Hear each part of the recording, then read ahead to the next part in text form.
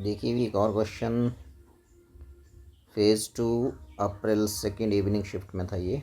So not a very tough question, very simple. ठीक है जी। Figure shows the plates of a parallel plate capacitor. ठीक है। So ये दो प्लेट्स हैं भाई पैरेलल प्लेट कैपेसिटर की। This is positive plate, this is negative plate.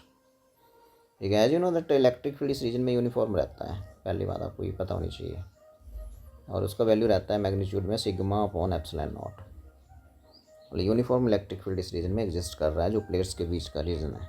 ठीक है।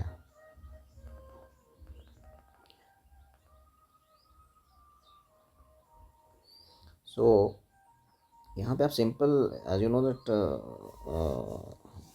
Equipotential surfaces, you have read this. Equipotential surfaces क्या होते हैं भाई? Due to uniform electric fields. जैसे फील्ड यूनिफॉर्म होगा, सो यदि फील्ड आपका यूनिफॉर्म है, यूनिफॉर्म इलेक्ट्रिक फील्ड है, तो उसकी वजह से इक्विपोटेंशियल की सरफेस रहती है। जैसे मान लो ये आपकी इलेक्ट्रिक फील्ड यूनिफॉर्म ऐसे है, तो इक्विपोटेंशियल सर्फेसेस कैसे होते हैं भाई?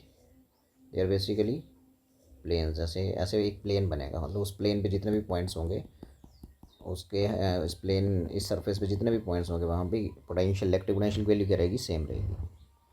ठीक है। So equipotential surfaces due to uniform electric field की वजह से जो होते हैं वो सिंपली प्लेन्स होते हैं। ठीक है। पैरेलल प्लेन्स होते हैं।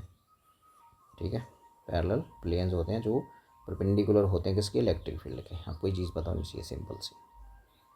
आप यदि यहाँ देखें, यहाँ पे यदि बीच में देखें बड़े ध्यान से, तो यदि यहाँ पे इस रीजन में यदि मैं यहाँ ये जो का रीजन है ये देखिए ये, तो यदि मैं यहाँ एक ऐसे समझिए कि इन प्लेट्स के बीच ऐसा एक प्लेन सरफेस रखता हूँ ऐसा।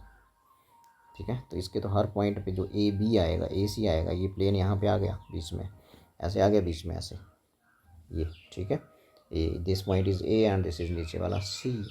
ठीक है। तो इसका मतलब क्या हो गया? इक्विपोटेंशियल सरफेस हो गया। तो इलेक्ट्रिक पोटेंशियल की वैल्यू ए और सी पॉइंट पे क्या रहेगी? सेम रहेगी। ठीक है। और यदि हम बी और सी की बात करें, तो बी से एक प्लेन गुजरेगा ऐसे, देखिए ये वाला राइट हैंड देखिए मेरा, और सी से भी एक प्लेन गुजरेगा, ये दोनों हो गए। ठीक है। तो बी से गुजरा और ये वाला सी से गुजरा। ठीक है। क्या गुजरा भाई? प्लेन गुजरा, जो क्या था? इलेक्ट्रिक फील्ड के परपेंडिकुलर था, नॉर्मल था उसके। ठीक है। सो मतलब बोलने का हो गया कि ए और बी पे उतना ही पोटेंशियल होगा जितना सी और बी पे होगा, क्योंकि यहाँ देखो ए से भी गुजरेगा और ये वाला बी से गुजरेगा। ठीक है। ये देखो, ये देख लो। अब ए पॉइंट यहाँ है और नीचे ये सी पॉइंट है यहाँ। ए और सी तो सेम पोटेंशियल पे चले गए। ठीक है। अब ए और बी को देखते हैं। ए यहाँ है और बी कहाँ है? बी यहाँ नीचे है। ठीक है।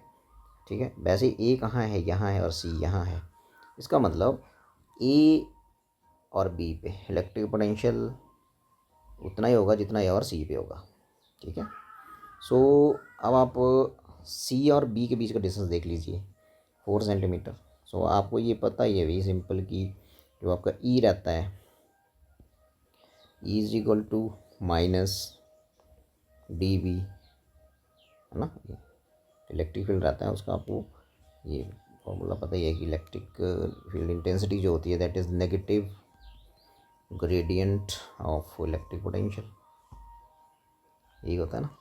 ठीक है। तो मतलब डी भी यहाँ से हो जाएगा माइनस ई डी एक्स। ठीक है। मतलब इलेक्ट्रिक फील्ड को कोरस्पॉन्डिंग डिस्टेंस से हम मल्टीप्लाई कर देंगे तो इलेक्ट्रिक पोटेंशियल आ जाएगा उस रीजन में। ठीक है। तो इसे सिंपल इसको यूनिटरी मेथड से कर दीजिए। अब 10 सेंटीमीटर यदि प्लेट्स के बीच का डिस्टेंस है ये और ये, तो उसके ऊपर इलेक्ट्रिक पोटेंशियल भी दिया जा रहा है। तो सिंपली भाई 10 सेंटीमीटर लेंथ पे इलेक्ट्रिक पोटेंशियल कितना है? वी। तो 1 सेंटीमीटर पे हो गया वी पॉइंट 10। मेरे को कितनी पे चाहिए? मेरे को चाहिए 4 पे, बिकॉज सी बी पे वही। हाँ। तो पोटेंशियल डिफरेंस सी बी, और potential difference between A and B same ही होगा। तो सी बी के बीच का डिस्टेंस देख लीजिए 4 सेंटीमीटर। तो 4 सेंटीमीटर लेंथ पे कितना आएगा देख लेते हैं। 4 सेंटीमीटर लेंथ के हिस्से में कितना आएगा? ये आ गया सी ए, ये बन गया 2b/5। तो this is 2b option is correct. Very simple conceptual question था, थोड़ा सा सिंपल ही था। ठीक है भाई। सो ये हो गया, आगे चलते हैं। ये देखिए ज़रा सिंपल सा क्वेश्चन, इससे सिंपल क्या हो सकता है भाई? बाइंडिंग एनर्जी पर न्यूक्लियन दिया जा रहा है, तो ये देख लीजिए यहाँ पे। ये देखिए ध्यान सुनेंगे, 1H2, यहाँ भी 1H2 है और ये यहाँ H ही है, 1 है नीचे, मिस्टेक है यहाँ थोड़ा। तो ये 1H2 है और आगे 2He4 है, ठीक है भाई। और देखिए binding energy per nucleon deuterium का दिया जा रहा है एक्स, तो ड्यूटीरियम ड्यूटीरियम आपस में कंबाइन हुए हैं, न्यूक्लियर फ्यूजन हो रहा है, कंबाइन हुए तो हीलियम बना है, सिंपल, ठीक है। तो यदि मैं 1H2 की बाइंडिंग एनर्जी देखूँ एक न्यूक्लियन के हिस्से में आई एक्स, इधर चलते हैं रिएक्टेंट्स में, ठीक है। तो एक न्यूक्लियन, यहाँ कितने न्यूक्लियन देखो, दो, तो दो न्यूक्लियन के हिस्से में आ जाएगी 2x, ठीक है, कितनी आ जाएगी 2x। तो ये आगे 1H2 ऐसे है ये रिएक्शन 1H2 और ये आपका बनेगा 2He4। इसके हिस्से में बिकॉज एक न्यूक्लियन की दी जा रही है भाई x, तो यहाँ तो दो न्यूक्लियन है, ये आगे 2x, यहाँ भी दो है तो यहाँ भी आगे 2x। प्रोडक्ट्स का देखते हैं, प्रोडक्ट्स में हीलियम बना है तो हीलियम की भी पर न्यूक्लियन दी जा रही है, पर न्यूक्लियन मीन्स बाई। अभी हमें नंबर ऑफ न्यूक्लियंस कितने हैं 4, तो यहाँ आ जाएगी 4 बाई, ठीक है। तो आप पूछ रहा है कि how much energy release, energy release होगा प्रोडक्ट्स की माइनस रिएक्टेंट्स की, ये आ गया। तो ये आ गया आपके पास 4y minus 4x, 4y minus 4x, मतलब -4x को पहले लिख दीजिए +4y को बाद में लिख दीजिए। Option 2 is correct, very simple, ठीक है जी। आगे चलते हैं और देखते हैं कि अगला क्या है। ये है देखिए रिंग वाला क्वेश्चन भाई, है ना। तो यदि रिंग के सर्कमफेरेंस पे यदि हम चार्ज को डिस्ट्रीब्यूट कर देते हैं तो देखिए ज़रा क्वेश्चन।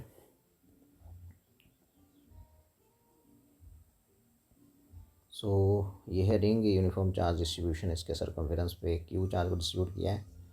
सो इसके एक्सिस पे कोई पॉइंट एक्स डिस्टेंस पे जाके है, तो यहाँ पे इलेक्ट्रिक फील्ड की वैल्यू रहती है KQX अपॉन R², इसका रेडियस है, प्लस x² उस पॉइंट का डिस्टेंस है, (3/2).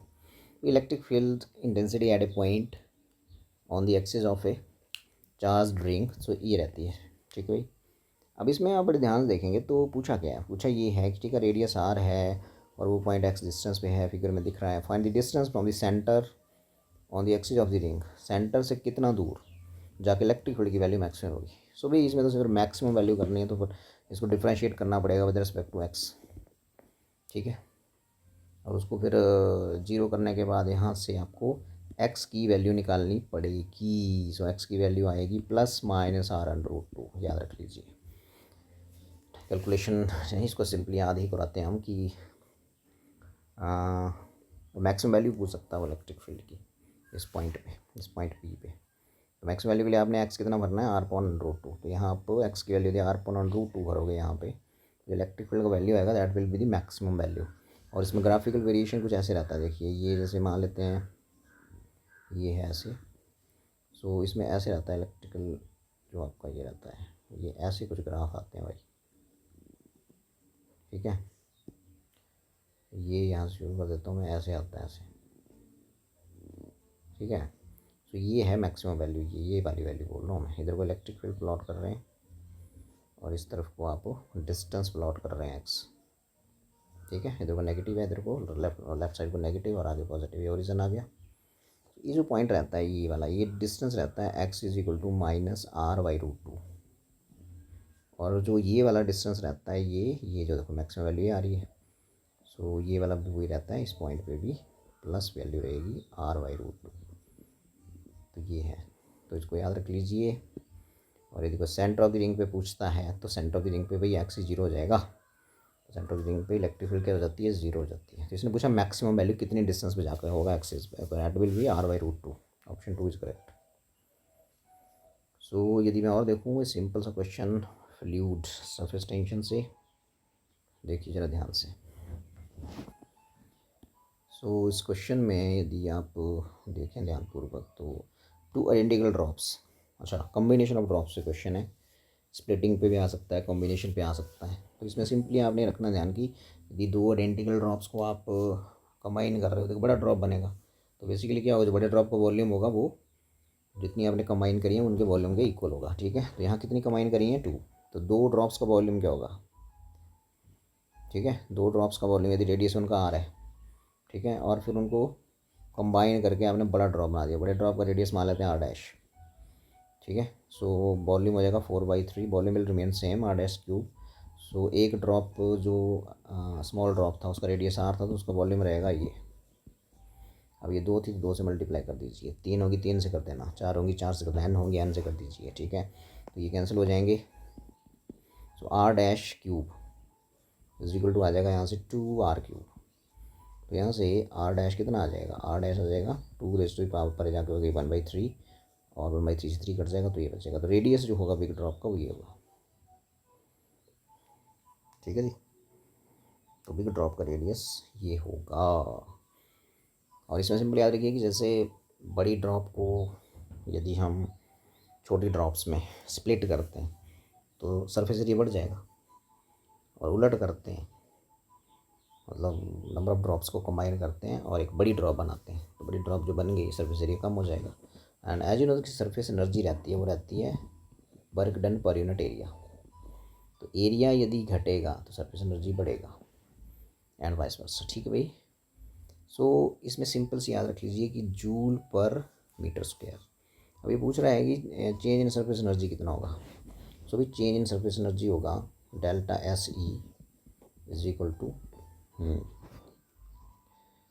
सो कितनी ड्रॉप्स कंबाइन करी थी हमने, एन, तो उनकी एनर्जी कितनी होगी, सरफेस एनर्जी क्या होगी, सरफेस एनर्जी होती है surface area into surface tension, ठीक है। Surface area into surface tension, T ले लेते हैं, दिया हुआ है यहाँ पे टी, ये देखिए। तो चेंज सरफेस एनर्जी कितना होगा, एन ड्रॉप्स का बोलिए कितना था, एन ड्रॉप्स का कितना हो जाएगा, एन ड्रॉप्स यहाँ 2 ड्रॉप्स है, 2 ड्रॉप्स का कितना हो जाएगा सरफेस एनर्जी, सरफेस एनर्जी क्या था, surface area into surface tension. So एक का हो जाएगा 4 पाई, रेडियस उसका आर था R square into surface tension, एक और 2 से मल्टीप्लाई कर दिए, 2 ड्रॉप्स का था, ठीक है। सो आगे करके हम इसको फिर माइनस कर दीजिए, तो ये बन जाएगा आपके पास minus surface energy of big drop. Surface energy of big drop क्या रहेगा, surface area R dash square into surface tension, कल्ला ड्रॉप ना बड़ा, ये आ जाएगा, ठीक है जी। अब यदि मैं यहाँ आर डैश की वैल्यू पुट करनी है, मेरे को और कुछ नहीं करना है यहाँ पे, दैट्स ऑल। तो बन गया 8 pi R square T minus 4 pi R dash की जगह स्क्वायर करके लिखिए, ये जब इसका स्क्वायर करोगे ना आप, तो ये स्क्वायर मीन्स 2/3 बन जाएगा ये, और ये आर स्क्वायर बन जाएगा और ये टी बन जाएगा, ठीक है जी। सो यहाँ पे यदि हम देखें तो कॉमन क्या है, 8 पाई, ठीक है। या इसको थोड़ा सा हम आगे भी सॉल्व कर लेते हैं, चलो कॉमन मत लीजिए अभी, 8 pi R square T minus, अभी जो ना आपका आर रेज़ टू पावर 2/3 है, इसको हम तोड़ के लिखते हैं, देखो 4 पाई, इसको हम ऐसे लिखते हैं, देखो आर स्क्वायर तो यहाँ पहले ही है, R raise to the power 2/3, हाँ आर नहीं सॉरी ये 2 था अभी, ये तो 2 था, ये 2 था यहाँ, ठीक है। अब 2 रेज़ टू 2/3 को देखो ऐसे लिखेंगे, 1 माइनस 1/3 जो होता है ना, वो देखो कितना होता है, 3 माइनस 1, 2/3 होता है। बोले जो 2/3 है यहाँ पे ये वाला, इसको हम तोड़ के ऐसे लिखेंगे, ऐसे 1 माइनस 1/3, ठीक है। तो 1 माइनस 1/3 लिखेंगे, देखते हैं 2, ये बन गया 2 की पावर 1 इंटू 2 की पावर माइनस 1/3, ये आ गया, ऐसे लिख दिया, इंटू बाकी सारा वैसे लिख दीजिए जैसे है, ये आ गया। तो यहाँ से यदि मैं कॉमन ले लेता हूँ 8, बिकॉज कॉमन लिया जा रहा है यहाँ पे, 8 पाई आर स्क्वायर को कॉमन ले लेता हूँ, तो ये बन गया, देखो ये टी को भी कॉमन ले लेता हूँ। अब अंदर बताइए क्या बचा, अंदर बचा क्या बचा, बोलिए।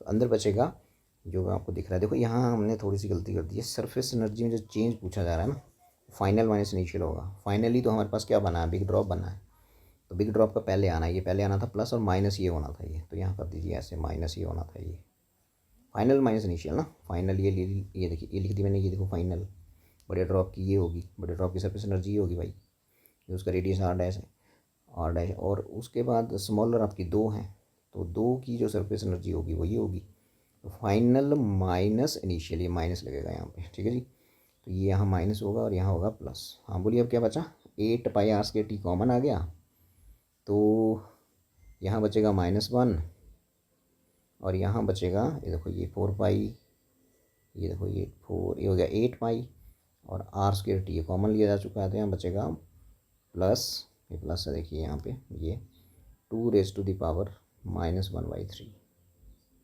ये बचेगा। तो यहाँ पे आएगा 8 पाई आर स्क्वायर टी। अब आप ध्यान से देखिए, ये इसको पहले लिख दीजिए, कोई बात नहीं, ये आ गया -1। तो this much will be the change in surface energy. ठीक है, final minus initial, so this is final, मतलब बड़ी ड्रॉप की, और ये दोनों ड्रॉप होंगे, माइनस कर दिया मैंने, इस माइनस का ध्यान रखिए यहाँ पे। ठीक है, और फिर उसको कुछ नहीं किया, प्लस था, उसको सॉल्व भी किया हमने। ठीक है जी, और फिर हमने यहाँ पे 8 pi R square T common ले लिया, तो यहाँ बचा -1, ये लिख दिया।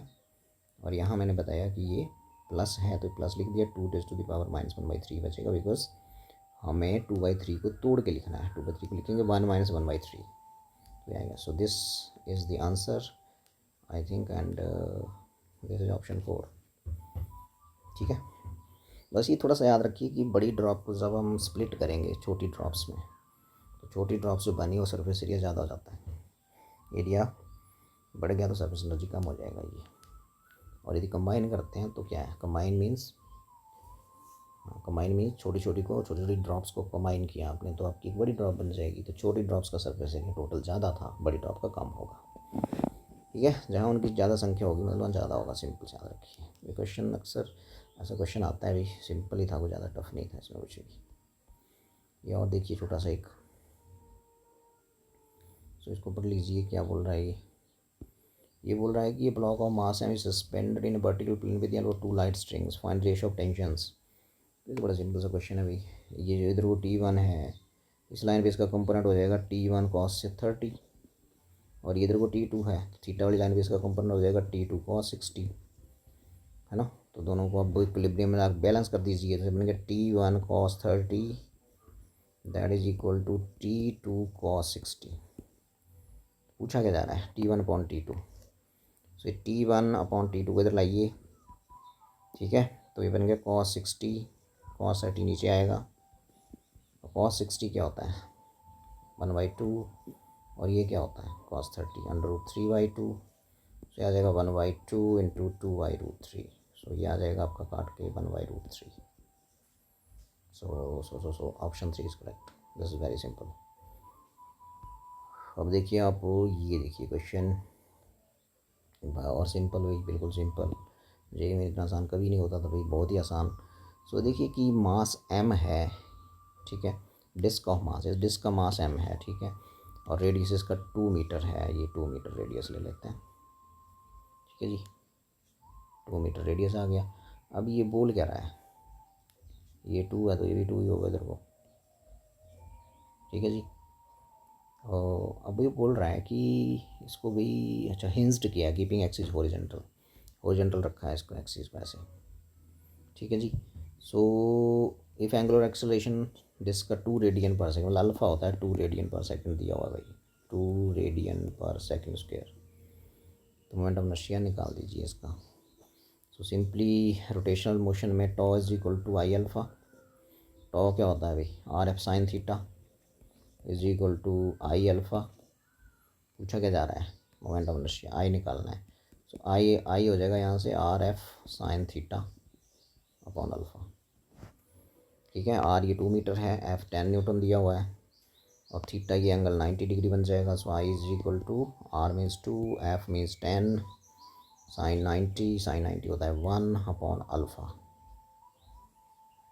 अल्फ़ा भी 2 है, 2 से 2 कैंसिल, तो मोमेंट ऑफ इनर्शिया क्या रहेगा भाई, 10 ही रहेगा, mr² kg मीटर स्क्वायर। तो ये था very simple. Tau is equal to I alpha लगाइए, और टॉ की वैल्यू, टॉ आपको बताएगी cross product of position vector and applied force.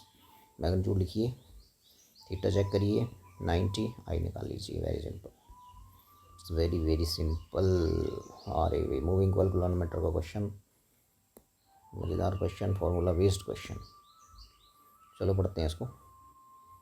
ठीक है जी, सो इसको यहाँ सेट कर देते हैं, और ये देखिए भी सिंपल सा, तो ये 2 गैल्वेनोमीटर्स हैं, और जो उनके दिए जा रहे हैं आपको वो दिए जा रहे हैं। ठीक है भाई, 2 गैल्वेनोमीटर हैं, और रजिस्टेंसेस दिए जा रहे हैं उनके, R1 R2 टर्न्स दी जा रही हैं 21 15, मैग्नेटिक फील्ड अलग अलग है। ठीक है, और एरिया भी अलग अलग हैं। और आज डाटा बेस्ड क्वेश्चन है, सिंपल सी कैलकुलेशन होगी इसमें। आपको पता है कि जो मूविंग कॉइल वोल्टमीटर में बिल्कुल प्रिंसिपल रहता है कि टॉर्क जो लगता है कॉइल को वो लगता है एम बी साइन थीटा, ठीक है जी। और जो वायर जिसके साथ आपने इलास्टिक वायर होती है वो, ठीक है, तो उसके साथ जो आपने सस्पेंड करा होता है कॉइल को, तो जैसे ये टॉर्क लगता है आपका लगता है M B sine theta. Maximum torque के लिए साइन 90 चाहिए, तो साइन 91 हो गया। और एम होता है magnetic dipole moment, I N A, I current है, नंबर ऑफ टर्न्स है, एरिया ए है कॉइल का, बी, तो इतना टॉर्क लगता है। और जिसकी वजह से वो वायर ट्विस्ट हो जाती है, तो उसमें फिर जो एंगल ऑफ ट्विस्ट है वो थीटा रहता है। और वो डायरेक्टली वो तो ये सी थीटा हो गया, सी कांस्टेंट है सिंपली, ठीक है। तो ये रहेगा इसमें इक्विलिब्रियम पोजीशन में फॉर्मूला रहेगा। पूछा क्या जा रहा है, पूछा जा रहा है रेशियो ऑफ वोल्टेज सेंसिटिविटी पूछ रहे हैं भाई, वोल्टेज सेंसिटिविटी वो होती है थीटा बॉन वी, ठीक है। Deflection per unit potential difference, ठीक है। सो थीटा अपॉन वी यहाँ से निकालने की कोशिश करिए आप। सो यहाँ से थीटा अपॉन वी कैसे बनाएंगे, आई तो यहाँ है ही, तो ऐसा करते हैं आर से मल्टीप्लाई और आर से डिवाइड लगा देते हैं। यहाँ देखिए तो बन गया आर आई, ये बन गया आपका R I N A B is equal to C theta. R से मल्टीप्लाई आर से डिवाइड कर दो, ठीक है जी। तो ये आ गया आपका आर, इधर लिख देता हूँ, आर से कुछ नहीं किया, इधर भी इंट्रोड्यूस कर दिया, इधर भी इंट्रोड्यूस कर दिया। अब आर आई बन गया वी, तो बन गया वी एन ए बी, और ये डायरेक्टली प्रोपोर्शनल सी कांस्टेंट है, ठीक है। तो ये बन गया आपके पास थीटा आर। अब मैंने बताया कि थीटा अपॉन आर होती है वोल्टेज सेंसिटिविटी, ठीक है जी। तो ये लिख दीजिए अब आप यहाँ पे, तो ये थीटा अपॉन वी निकालने की कोशिश करिए।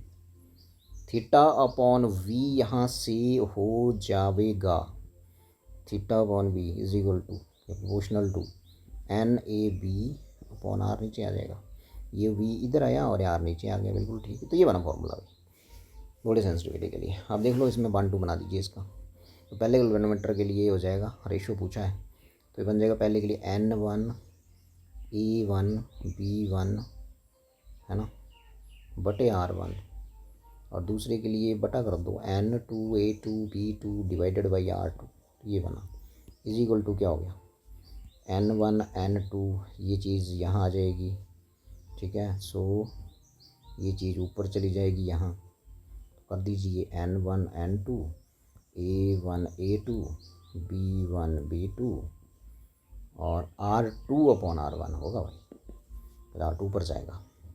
पास भी सब कुछ दिया है, डाटा को फटाफट पुट कर दीजिए और आंसर आ जाएगा। देखिए N1 अपॉन N2 देख लेते हैं भाई, N1 upon N2 check it, N1 upon N2 है देखिए 21 अपॉन 15, ठीक है भाई। A1 अपॉन A2 देखो भाई A1 3.6, ये तो कट ही जाएगा, तो और ये 1.8, तो ये 10⁻³ लिखने की जरूरत नहीं, वो कट गया। B1 अपॉन B2 देख लेते हैं 0.25 अपॉन 0.50, तो 25/50 ही बन जाएगा रेशियो में। चलिए अच्छा आगे चलिए R2 अपॉन R1, भाई ये रखें थोड़ा ध्यान की, R2 पहले लिखना है 7 अपॉन 5, बस हो गया। तो ये देख लीजिए आप 15 है, ये 7/5 आ गया, 3 का यहाँ पहाड़ा पढ़ के आप कर सकते हो। 18 एकम 18 हो गया, 18 दूनी 36 हो गया, 25 एकम 25, 2 से ये ख़त्म हो गया। तो 7 7 जा 49 और 5 5 जा 25, 49 अपॉन 25 आंसर आने वाला है। ये है option 1 is correct, very simple, कोई टफ ही नहीं है इसमें कुछ, ठीक है जी। सो आई थिंक इतने थे और नहीं थे शायद, लास्ट था आपका गैल्वेनोमीटर का। Okay then